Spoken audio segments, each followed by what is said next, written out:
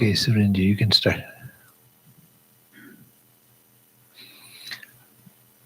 So,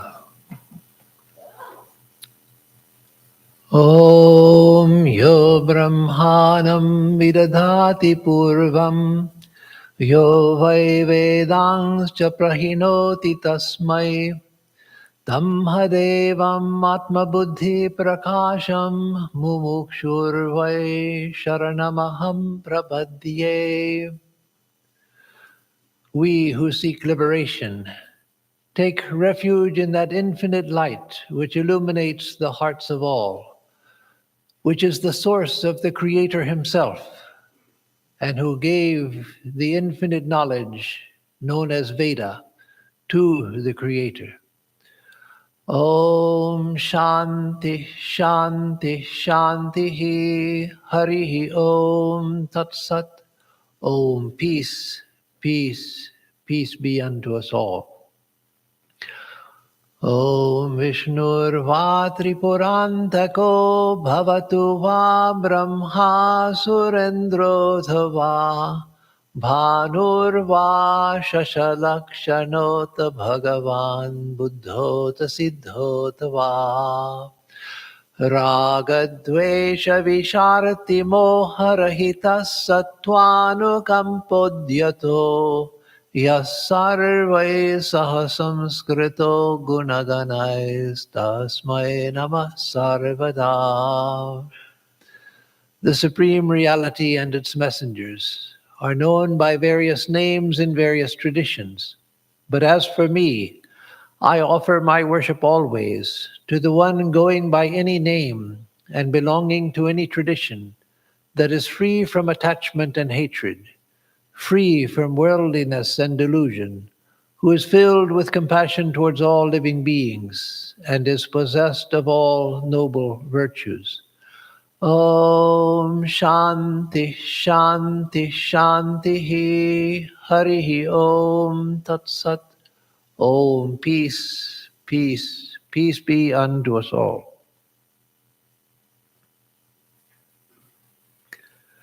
So this is not going to be a lecture, it's not going to be a class, and I feel actually that it would be more appropriate to be standing, but I can't stand that long, so I'll remain seated. And also we don't have it set up for speaking at a standing podium. So this is a chance for me to say goodbye to everyone. And so let me begin by saying that how it was that I came to be here, what it has meant for me to be here, and what has happened to move me elsewhere. So first, how I came to be here. Most of you know the story, perhaps all of you know the story, that I was in Belur working on Swamiji's complete works for a new edition, a thoroughly revised, reorganized, not changing Swamiji, of course, but reorganizing the material, making sure, authenticating the material, footnoting the material, etc. So it was the most wonderful work I ever did. I had no duties at Belur except for to work on Swamiji. Once in a while, they would ask me to go speak somewhere. And that's because they couldn't find anybody else that wanted to do it. So I was the last resort, and I was foolish enough to say yes where everyone else had said no. But other than having to go speak somewhere once in a while, then my duties were just to work on Swamiji's complete works. So our order being an order where everyone is engaged in some activity, we as monks even, we have to study Swamiji in our free time. And many don't have much free time. So it's something that you do as and when you can. But to have 5.5 years where that's all that I had to do, it was a really blessed time. To absorb myself in Swamiji, whom I had always, I hadn't always loved Swamiji. I had almost always loved Swamiji. When I first found out about Vedanta, I found out about the general ideas of Vedanta, just the bare introduction to the ideas of Vedanta, Ramakrishna Vedanta. And I read a little bit about Sri Ramakrishna and how he worshipped God as mother, which was a great revelation to me. And in one book, it mentioned something about Swami Vivekananda out of context, which made me think Swamiji was not much of a spiritual man. It quoted one of Swamiji's beautiful letters, a beautiful letter, but it quoted a part out of context where Swamiji says, behind my purity was fear, behind my leadership was ego, behind my public work was vanity, and so forth. And I didn't know anything about Swamiji, and I thought, well, why should I follow somebody like that? I'm not interested in that. That's what I'm trying to get over. And so I had no use for Swamiji. And when I came to the Chicago Center to join, the Swami was not in station at the time. He came the third day after I got there. So a devotee asked me at night, the night after I arrived, if I had read anything about Swami Vivekananda, or she asked me what I had read. And so I mentioned the books I had read, about 6 books. And she said, but you haven't read anything about Swamiji? No, I'm not so interested in Swamiji. And she said, but this is the Vivekananda Vedanta Society. You have to know something about Swamiji if you're going to live at the Vivekananda Vedanta Society. So I said, well, I don't know what to read. And she said, well, here, take this. And she gave me Swami Nikhilananda's biography. And when I read it, it created a revolution. And so for the next 15 years or so, I didn't even have much attention left for Sri Ramakrishna. Everything went towards the Swamiji. He became the hero of my life, and still is. But that's to say that he was almost always my hero. But it began roughly, but very quickly I saw how mistaken I had been by reading something out of context. So again, that 5.5 years before coming to Houston were very blessed years because I could absorb myself in Swamiji, reading him for my work, studying him for my work. So it wasn't work at all. It was pure joy. Then I finished my part of the work on the complete works. There were parts that I was not given and that others were to do. So I'd never completely finished what I was doing, but I got close to it and told the headquarters that, I'm coming to an end of my work. It will be done shortly, and so you can post me wherever you like once I'm done. And so first they asked, would you be willing to take charge of an Indian center? And I said, well, whatever you say. I don't know that I would be the best person for it because though I've lived here for 14 years altogether, still I may make some mistake that is culturally not proper or something. And so I would be a little hesitant, but if that's what you want me to do, I'll do it. And so then I was excused from the General Secretary's office. And he called me back a day later and said, would you be willing to go to Houston? Because we have great need for somebody in Houston. And we have full confidence that you are the person that is needed. And so would you be willing to go? And I said, if you send me that, I certainly will go. I knew nothing about the Houston Center. I knew a little bit about Houston. I knew that it's the Calcutta of the United States as far as heat and humidity goes. In fact, before they told me Houston for some weeks, as I was thinking that, well, I'll be posted soon and maybe somewhere in India or probably somewhere in the US or maybe another country. But if they post me to the US, I'll miss India, but at least I'll be out of the heat and humidity.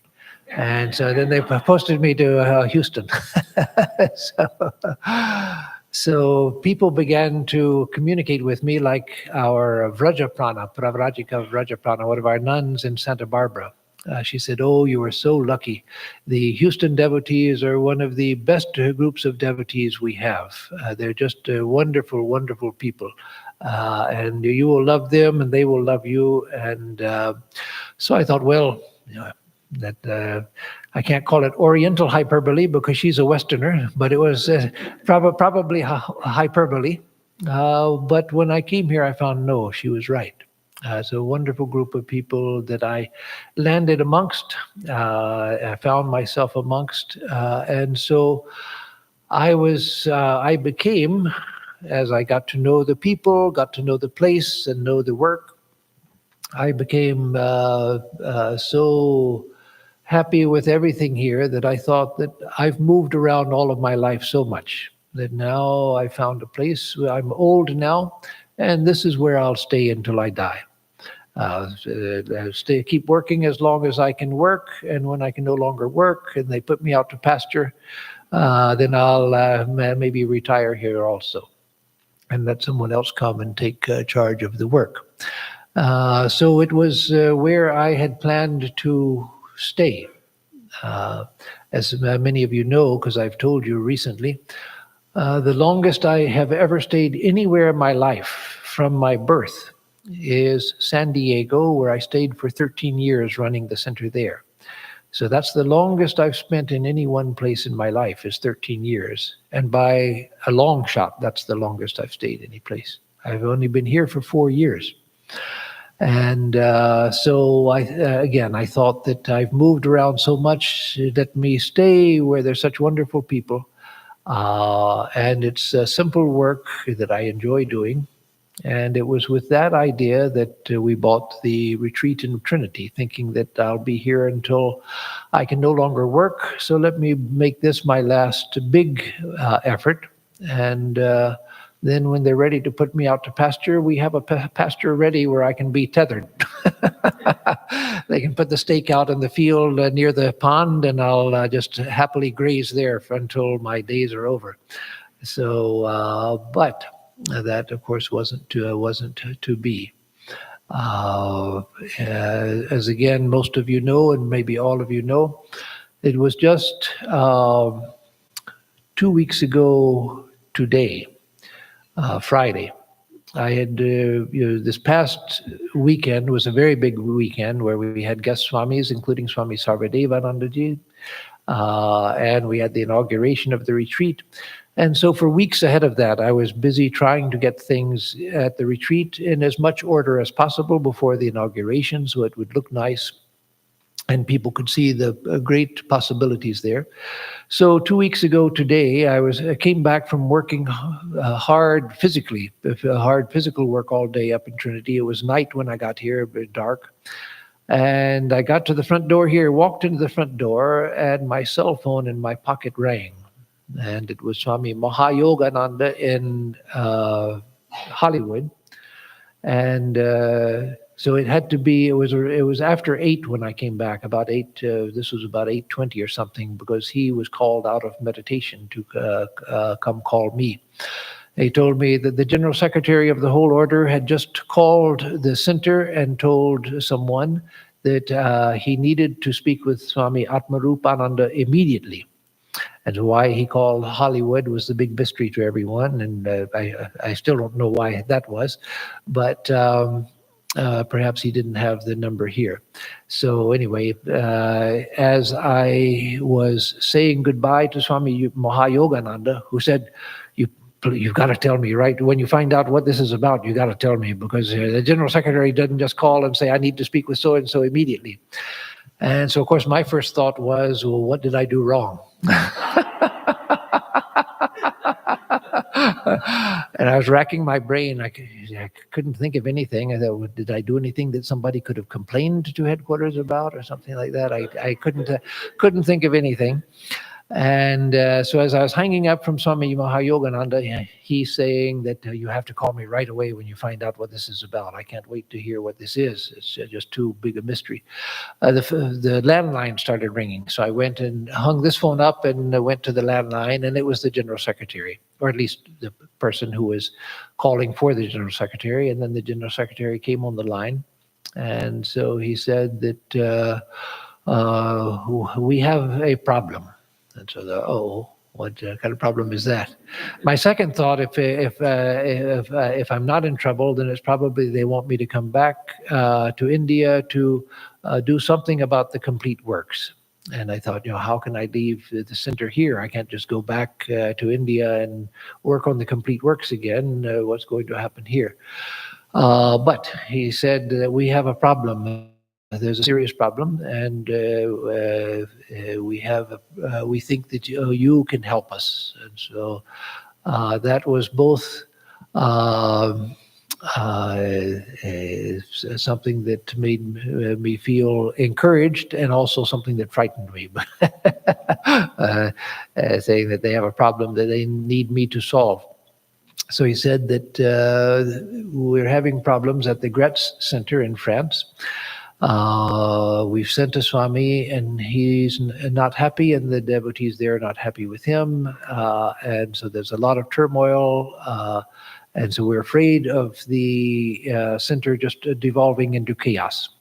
And so the trustees have decided to ask you to go to Gretz, and it was decided unanimously. All of the trustees voted for you going, including President Maharaj and the Vice President Maharaj, the one who was present, Swami Suhitanandji. And so we want you to go to Gretz. And I said, well, Maharaj, if it was decided by the trustees in that way, I can't say no. It's impossible for me to say no. If it was decided unanimously, and President Maharaj and Vice President, if it had been, some in favor, some against, but the majority was in favor, then that gives me room to argue and say that, no, it's really not such a good idea, because there's so many things happening here in Houston. But it was unanimous, and so I couldn't say no. And the other thing that made me say yes was that I immediately recognized when he said that we are appointing you as the president and spiritual director of Gretz, independent president and spiritual director, that this was the first time any foreign Swami, that is non-Indian Swami, had been appointed head of a center. And I thought that for the sake of the Western work, or for not just the Western work, for the foreign work, for the Japanese work, the South American work, the European work, Russian work, as well as the American work, I can't say no to that, because it's opening up a possibility for the foreign-born Swamis that's never been there before. And so I didn't say anything about that to General Secretary Maharaj. I just said that what was also true, which I've already mentioned, that if the trustees were unanimous in deciding that I should go, I can't say no. So I will go. And then I said, but I'll have to talk to Swami Sarvadevanandaji, because I am under him, working under him, though he's in Los Angeles. And so the General Secretary Maharaj said, we will talk to him. I will talk to him, he said. I'm calling him right now. And so he hung up. And I thought, now Swami Sarvadevananda is never going to allow this. He's going to say, no, how can you take him? There's no one to send to Houston. And so, no, you can't do that. You have to find someone else for Gretz. And so I thought, so it's not really going to happen. But if it were to happen, then I would have to go. I can't say no. But it's not going to happen. So then about 25 minutes later, I get a call from Swami Sarvadevananda. I recognize his voice immediately and expect him to say, this is impossible, you can't go. And so he opened the conversation very lovingly and said, oh, brother, I just talked to General Secretary Maharaj. And I said, yes, Maharaj, I also finished just before he called you. I finished talking to him. He said, yes, he told me that. And then he said, this is a wonderful opportunity for you. So I can't stand in the way. I won't stand in the way. It's a great opportunity for you. So I'm very happy for you. So I knew a cynic might think that, the Swami was so agreeable because there was a way to get rid of him. Oh, yes, you've been invited. Well, please. I'll buy your ticket. But no, I knew that wasn't the case. I knew that the fact was, I knew immediately that it was a great sacrifice on Swami Sarvadevananda's part, because he would immediately know that the Houston Center, which has been running smoothly and going along well, but under him, but in a way that he didn't have to think about it, that now suddenly it becomes a concern for him again. Who's going to come? What about the interim when there's no Swami here, and so forth? So it was a sign of his great liberality of heart, his great love, and his not wanting to stand in the way of an opportunity for another. So I don't look on it myself as an opportunity for me. Personally, I would stay here and just continue the work that I do here in my simple way. But it is an opportunity for the foreign work, all of the foreign centers and foreign monastics, and for the foreign devotees also to know, and not just for the foreign devotees, even in many Indian devotees and many Indian monastics have told me in recent years how they think that it's time that they allow some foreign monastics to take charge of centers. So I couldn't, again, I couldn't say no to that. But it was remarkable that Swami Sarvadevananda not only recognized that, but was willing to put himself to trouble. In fact, he told me when he came here a week ago today, Friday, he said that now I have another headache, and already I have so many headaches. Meaning that he's in charge of Southern California, which means Hollywood, Pasadena House, Trabuco, San Diego, Santa Barbara, and I know Pinyon Hills, the Desert Center, which is the newest of the Southern California centers. So 5 centers under him in Southern California, plus Ridgely Manor in New York, plus Washington, D.C. Center, plus this center. All of them are under Swami Sarvadevananda. Plus, he has many private centers under his direct guidance too, and places from all the way from Las Vegas to Connecticut and all across the country. He has many private centers that he directs, he goes to, he visits. And so he has a huge responsibility. But in spite of that, he was liberal-hearted and far-sighted enough to say, no, this is too big an opportunity to let go. So, again, for me, I didn't look on it and don't look on it as an opportunity for me, Swami Atmarupananda, but it is an opportunity for many, many others. So I am going. I'm leaving on Sunday, and I will try my best to do well by the center in Gretz and bring some harmony back to the center. And when I feel confident that the center is running well enough to leave for a short time, I'll come back here for a couple of weeks at least to pack up things like research papers. I have boxes of research papers that are too valuable just to leave lying. And books that are hard to get that I've collected over many years in different places. And so books that are not easily replaced, and then research papers which are irreplaceable. I'll come back and ship those, and including the electric bicycle, which I got recently. that I'll ship too. So I will be back. I don't know if it'll be in a month, 2 months, 3 months, but I will be back for a couple of weeks and hope to see as many of you then as possible. But there won't be another farewell. If you keep having farewells, people start thinking that, is he really going or he just likes parties? So, so this is the farewell. And I wanted to see all of your faces, as many people as could come. And also I was asked that we live stream it because there are people who attend our classes and lectures from a distance, from big distances, like in California and other places. So it is being live streamed. But again, this is not for a lecture, it's for explaining the situation, why I'm going. And then I want to say a little bit about the future of the center and the future of the Trinity Retreat, which we just inaugurated so beautifully. We had a beautiful celebration there. Many of you were there. Some of you couldn't be, but it was a beautiful celebration. with Swami Sarvadevananda of Hollywood, Swami Atmarupananda from Washington, D.C., and Mataji Brahmaprana from Dallas. So the future. Swami will come. We don't know who, and we don't know when. It will probably take at least 6 months for Swami to come. They have to appoint somebody, and then it will be someone from India.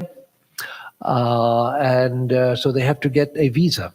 And the visa process takes a long time nowadays. It used to be easier, but nowadays getting a visa in America has become much more difficult. And so it takes time, at least 6 months. It could even take as much as a year.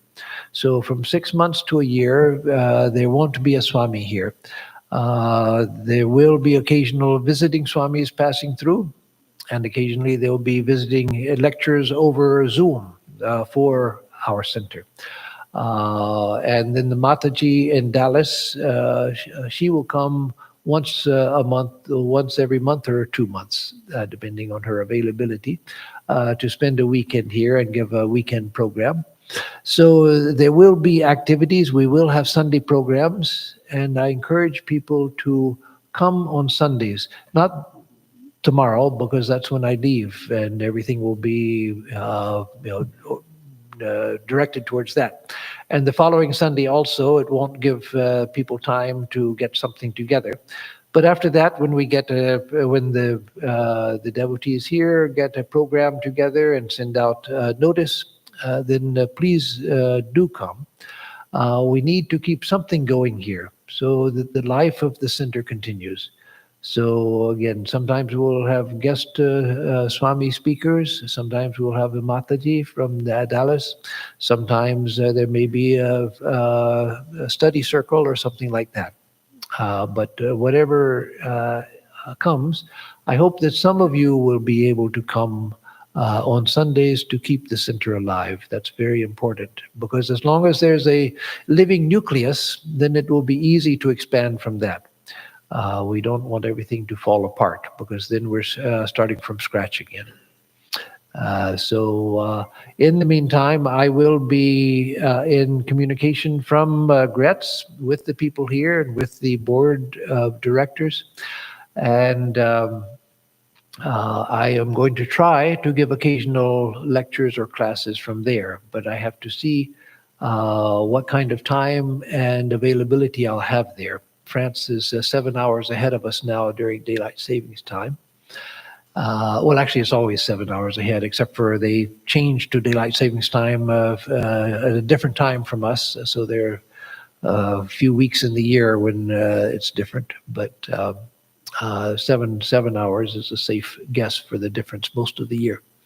So accounting for the time difference and my duties there, I'll try to keep some activities for Houston as well. And I certainly will always, my heart will always be with all of you and with the center, and the hope for the continued growth of the center. And there are good things happening as well. The Durga image that we've worshipped for a number of years now, it has become faded, and some of the weapons in Ma Durga's 10 hands were lost or broken. The ornamentation around her has become a bit ragged.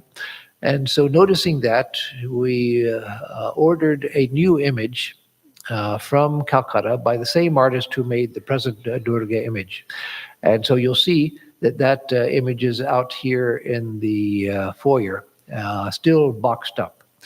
There's a devotee that has asked, a devotee couple who asked if they could have the old image. And so once they can come and take it, then Mother Durga will be taken, the new Mother Durga will be taken out of her box, put together, because the big board behind her, the ornamentation behind her, that we can't put on yet until she's out of the box. That will be put together and she'll be put in her place.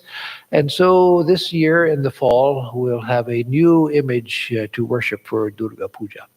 And hopefully this time, for the first time in 3 years, we'll be able to have the full Durga Puja outside in the tent as we've had before.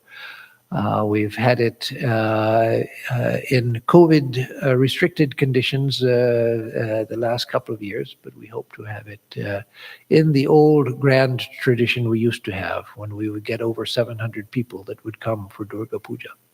So again, she is here. She came just the other day and waiting to be unboxed and put in her proper place, and waiting for the worship in the fall. So this was something that I wanted to see done before I left. And so thankfully she arrived. But Mother Durga, she is like Kali. She's the playful one. So there's always something that happens with Mother Durga. So as she was being brought from the airport here, the truck she was in had a wreck. And so we were afraid that what had happened to her, and the wreck of the truck. The truck was disabled, and so they had to bring another truck and move everything that in this truck to the other truck, and then it made its way here as one of its deliveries. But when she was opened, she was in perfect condition. So there was a little fun along the way, but no damage done, except to the poor truck. So that will be there. Oh, let me say another thing about the interim when I'm gone, that the center exists for the devotees. Swami doesn't need a center. Swami doesn't need to have a center to make him feel good. The center is here for you. It's here for your benefit. And it's here for your spiritual benefit.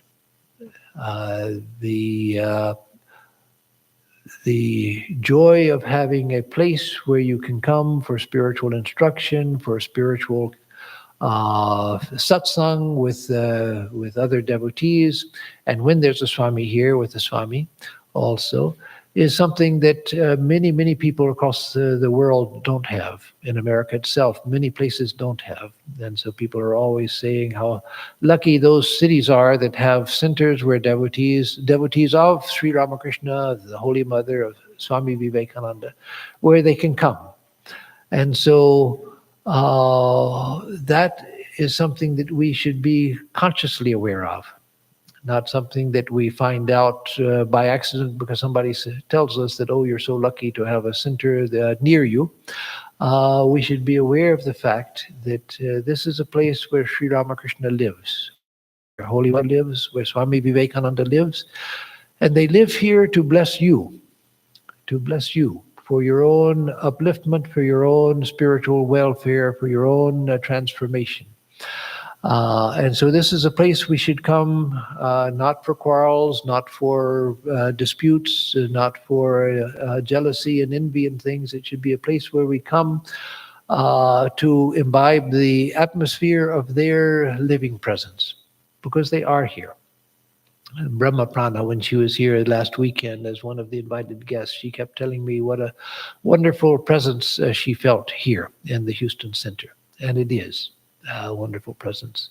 So come here, meditate, pray, come for worships when there are worships, and take advantage of the fact that there is a place where Sri Ramakrishna, the Holy Mother, and Swami Vivekananda are alive, where they've taken their residence. So yes, as the divine being itself, they dwell everywhere. But as Sri Ramakrishna said, any place where people have prayed and meditated, come to pray and meditate for a long enough time, there's a special manifestation of divine presence. And so this is one such. So again, make use of it, make good use of it, realize what the purpose of the center is, that it is for that and not for anything else. We don't do many of the rites and the things that other Hindu temples do, all of which are very good. They're very good. But there are other temples that do that. What we specialize in is making a place for spiritual growth, not especially for ceremonies, though we do have occasional puja, special pujas, not for celebrations, not for rites of passage and things like that. All of those are very good things. But there are other temples, many temples here in Houston that serve that purpose. What this place is for making the presence of God more accessible and for giving teachings that help us come into contact with God. That's the only purpose of this center. And that will be the purpose, whoever comes to replace me. So come and benefit from it. And feel yourself blessed by coming into the presence of these great souls who are not pictures. They're not photographs. They're living presences. The reason why you might put up a picture of George Washington or of Mahatma Gandhi or of Nehru or Abraham Lincoln or whoever your heroes are in other fields. You do that to remember great people, people that you consider great and that you feel inspired by their example of what they accomplished. That's not why we keep the pictures of Sri Ramakrishna, the Holy Mother, and Swamiji. We keep their pictures to represent the living presence that they have here.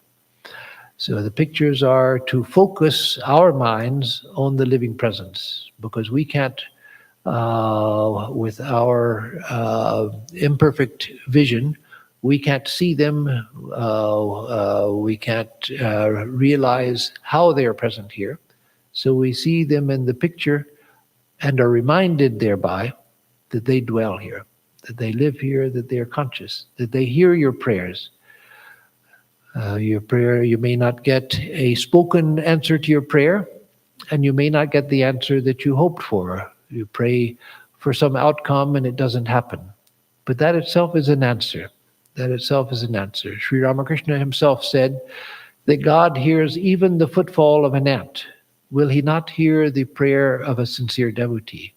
Yes, he does. And Sri Ramakrishna does. The Holy Mother does. They hear all of your prayers, and they don't ignore them.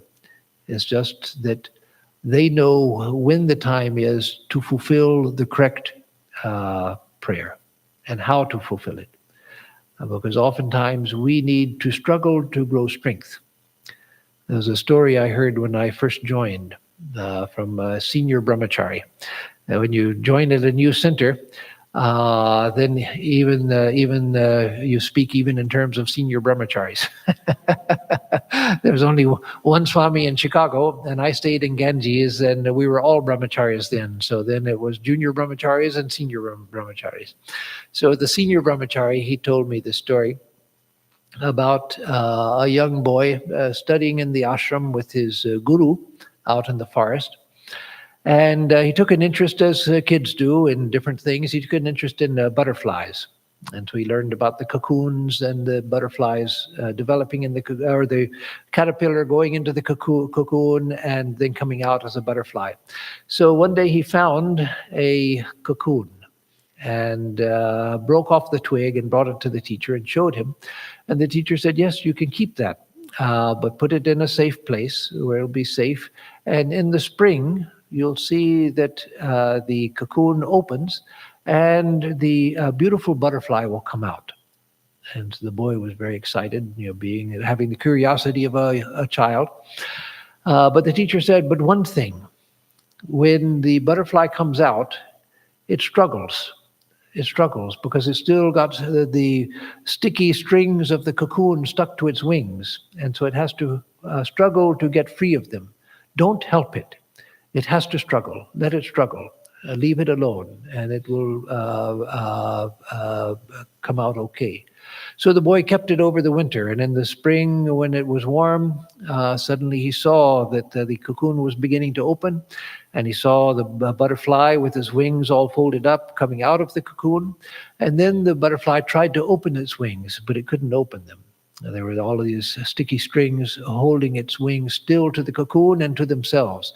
And it struggled and struggled and struggled, and the boy watched, uh, hoping, cheering for the butterfly, hoping that it would be okay.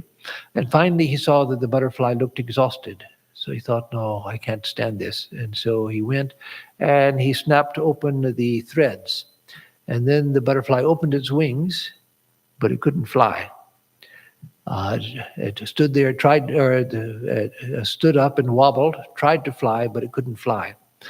And so the boy went running to his teacher and told him what had happened. And the teacher said, I told you not to sever the threads. It was by fighting against those that it develops the strength to fly. And by cutting those threads, it doesn't have the strength now to do what it needed to do. And so learn from that. So, of course, the moral of the story is obvious, that we need to struggle in life. That's how we grow. That's how we become stronger. That's how we develop the integrity, the strength of mind, the strength of will, and everything to go forward. If everything is given to us, like the pampered son of a very rich man who doesn't allow his son to do anything or doesn't even allow him to play, he's just served day and night, then we don't develop any grit. And I've known rich people that were very good, and I've also known rich people who had no grit because they'd always had everything done for them. They were born with wealth, and they could always have things done for them, and there was something immature about them even in their late adulthood. They never grew up because they never had to struggle. So, Thakur and Mother and Swamiji, they do answer your prayers. Pray to them. Best not to pray for worldly outcomes. I want money, I want a better job, etc. But pray for guidance, pray for strength, pray for devotion, pray for understanding, pray for purity of heart, pray for love for all beings, etc. Those things you can always pray for. And if there's somebody that is in trouble that you're concerned about, you can pray for them also. And if you're in trouble, you can pray about that. So just don't pray, give me $1 million or things like that. Don't ask for worldly things, but pray. God does hear your prayers. And it's by doing that, coming to a place like this, and praying and meditating and doing japa, that gradually this will become a place of great spiritual power. It's already started. It's already started through the sincere work of the devotees who were here before it was an official center, and then with the Swami who was here before me, and now during my time here, and that will go on growing. And so come here, meditate, pray, do japa, and you'll be benefited. And if you have the time and the energy, you can come and help with the work here as karma yoga. One of the great teachings I learned from the larger Hindu tradition, it's in everything in the Hindu tradition, it's expressed through everything in the Hindu tradition, is the idea of sacrifice, that life itself is a sacrifice. We're not here just for ourselves. We're not here for ourselves. And if we realize that, then that becomes our greatest joy. Our greatest joy becomes doing things for others, being a part of this grand universe of sacrifice, where everyone is expending energy and sharing ideas, sharing love, sharing things with others. And so the whole universe, it was born in sacrifice. When Brahma, the creator, went to create this universe out of his own mind, what did he do? He practiced tapas, austerity, sacrifice, concentration of his mind, and then sacrificed his unity into the multiplicity of this universe. And so everything here is based on sacrifice. So anything that we can do with a sacrificial spirit, remembering that life is not about me. And I don't say that in the sense it's often said in the West, which has sometimes a negative tone about it. That I've heard people say in the West that, oh, I never pray for myself because I'm unworthy. No, it's not because you're unworthy. It's not that you should sacrifice for yourself because you're not worth anything. No. It's because we're all children of the divine. And we find that when we can give, we feel much greater joy than if we're always receiving. And you can see the truth of that just by seeing people who are very elderly, who can't do much for themselves. They need a lot of attention, need a lot of help with everything. It's very easy for them to begin to feel that they're useless. I'm useless. I'm no good to anybody. I just sit here. I just absorb resources. I can't do anything. Everyone needs to feel useful. And so for elderly people who can't do anything in the sense of work anymore, the time for that is over. They need to be assured that they're just with us is a treasure. Just having the generational experience and wisdom and knowledge and just the presence of elders, that itself is a great service. So the larger point that I was making is that everything is sacrificial in nature, and we can't find joy in life if we participate in the sacrifice. And that's why everyone has the inherent need, the internal need, not imposed from society, the internal need to feel useful. So those of you who have time and energy, as during the months when there's no one here, and of course later when a Swami is here, then you can help too. But during this period also, if there's you have some time, let the people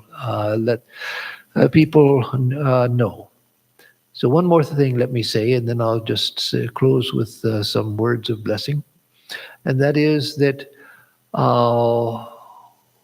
when a Swami is here, everyone knows that, well, the Swami is in charge. And so I may not like all of his decisions, but he's the one who makes the decisions. And so things are going to go along. But when there's not a Swami here, then everybody naturally feels that we're all equals. And you are all equals. So why should anybody make decisions? Why shouldn't I make the decisions for the society? But no, that's the way that a place like this falls apart. If everybody starts thinking that, well, why should I listen to anybody else? I'm as good as everybody else. Yes, you are all as good, perfectly as good as anyone else. But there needs to be a voice around which people can work, a voice of decision and so forth, so that it's not 50 or 100 people all taking their own decisions and going in different directions. And so, yes, everyone is equal, but we also need a voice. And so in the interim, while there's no Swami here, though Swami Sarvadevananda will still be in charge, he's in Hollywood, and so he can't do the day-to-day running. So the board will be in charge, the board who is duly elected and who has been charged and accepted by Bellarmut and by me and by Swami Sarvadevananda to run the center. They will be the ones who make final decisions. You can give any input that you want, all the suggestions you want, and that's good.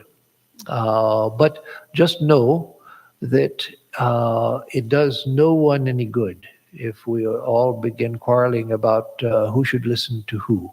There has to be someone that people listen to. And so that will be the board. And on the board, Swami Sarvadevananda is president. I'm still vice president until a new Swami comes, but I will be a useless vice president because I am 1,000 miles away or more, and Swami Sarvadevananda is almost as far away. And so the officer who's next in line to not as in charge of everybody, not managing everybody, but just as the voice of the board will be Swapna Chaudhary, because she's the secretary. And so I ask that you cooperate with her. And help her in the work, because she will not be speaking for herself. She'll be speaking for the board. I've made it clear to all of the board that they are to make decisions collectively. And once they make a decision, then they all come around it. There's a time for disagreement, a time for debate and all of that. But once there's a majority opinion, then all are to follow that. And so I ask you, please, to go out of your way to be especially cooperative during this time, so that the center doesn't devolve into chaos. And that's again why I'm being sent to Gretz, because the Swami has already left.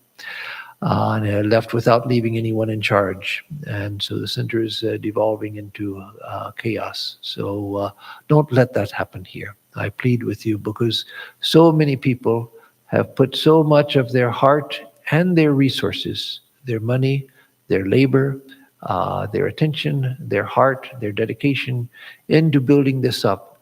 So work together to keep it strong and keep it unified.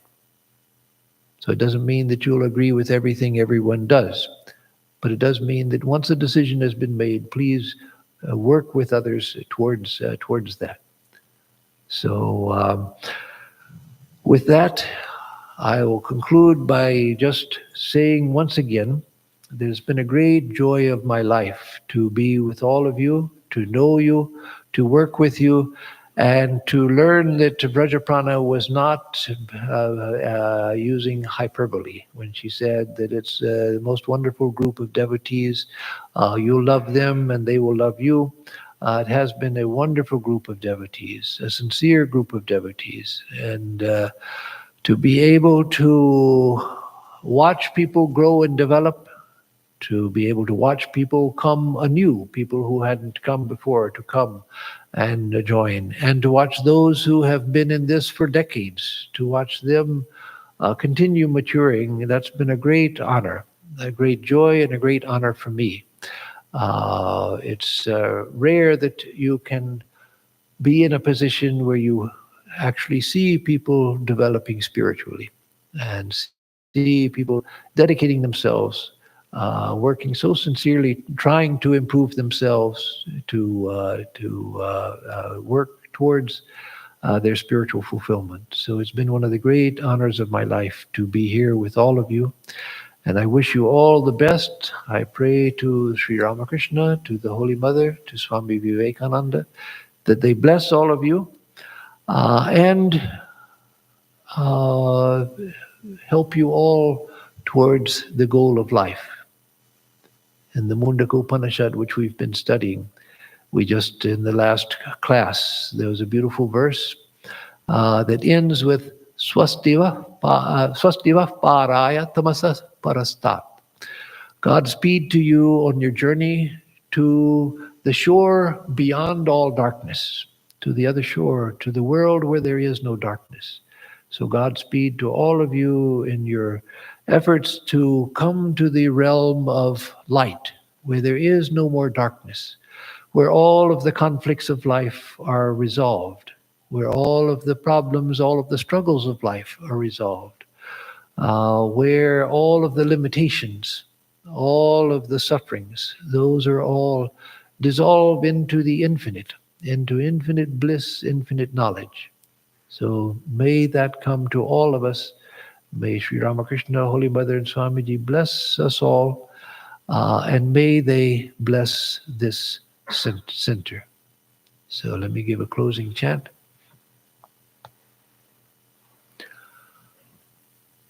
Om madhuvatartayate madhuksharanti sindhavaha madhvirnasantoshadhihi madhunaktamutoshasi madhumatparthivagum rajaha madhudyaurastu nah pita madhumando vanaspatir madhumagumastu suryaha madhvirgavo bhavandunaha. Om Madhu, Om Madhu, Om Madhu. For us who seek the truth, and for all living beings, may the winds blow sweetly, may the rivers flow sweetly, may the herbs yield us sweetness. Sweet be the night and the break of day, Sweet be the very dust of the earth. May the heavens pour down sweetness upon us. May the trees, lords of the forest, bear us sweetness. May the sun shed its sweetness upon us. May all the directions pour forth sweetness. Om, sweetness, sweetness, sweetness.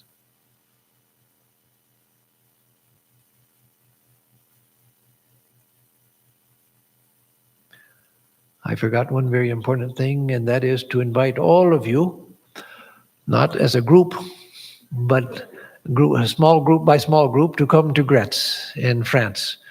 We have, I say we already.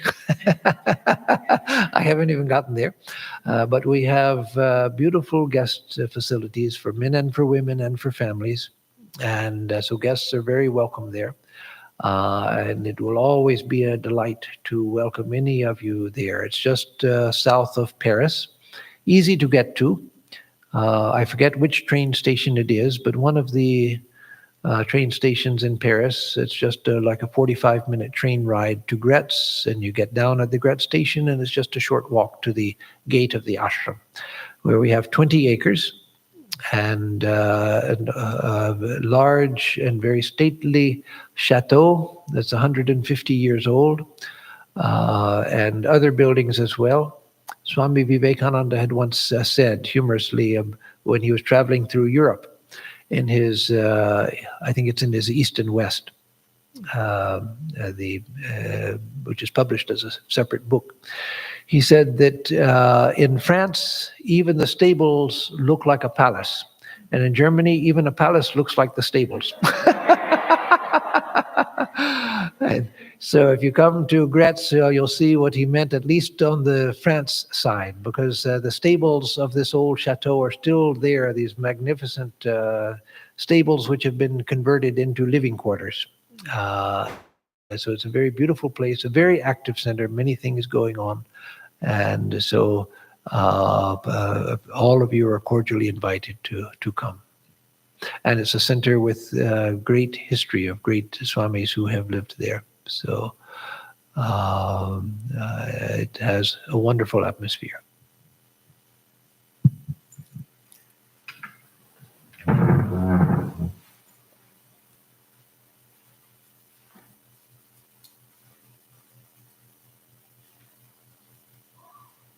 So now please come, we'll have supper for everyone. Maharaj, please wait for a minute.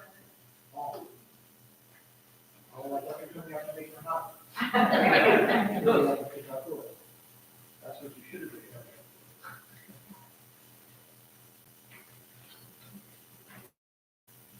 Can't be a case of that.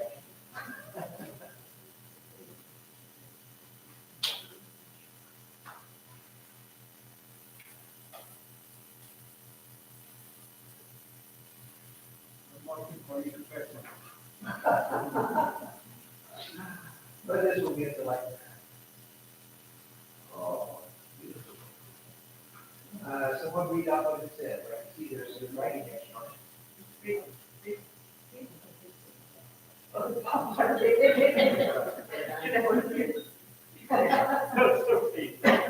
says, Vedanta Society of British Houston offers our humble pranams to revered Swami Atmarupananda for his immeasurable blessings and love. April 8, 2022. On behalf of all of us over here. Thank you very much.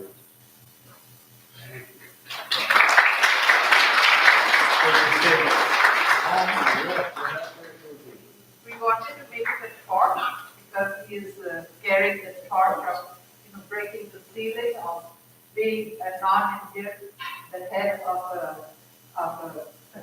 independent center, which was not a policy in Durga. So, but I couldn't